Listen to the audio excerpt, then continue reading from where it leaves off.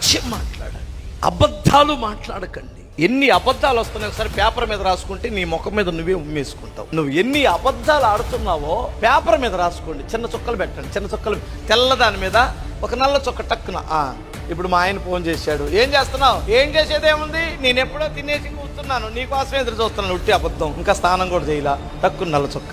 ఎక్కడ దాకా వచ్చావు బ్రదర్? ఓ నీ దగ్గరే ఉన్నాను, నీ పక్కనే వస్తున్నాను, వచ్చేది. నువ్వు రెడీ అయ్యావా అంట. ఇంకా చుట్టుకుంట్లో కూడా బయలుదేరలేడు. ఇది ఒక చుక్క. ఇలా కానీ నువ్వు చుక్కలు పెట్టుకుంటూ వెళ్తే సాయంత్రానికి ఆ తెల్ల పేపర్ మీద నల్ల చుక్కలు పెడితే నీ జీవితం ఎంత తెల్లగా ఉంటుందో నీకే అర్థమైపోయింది.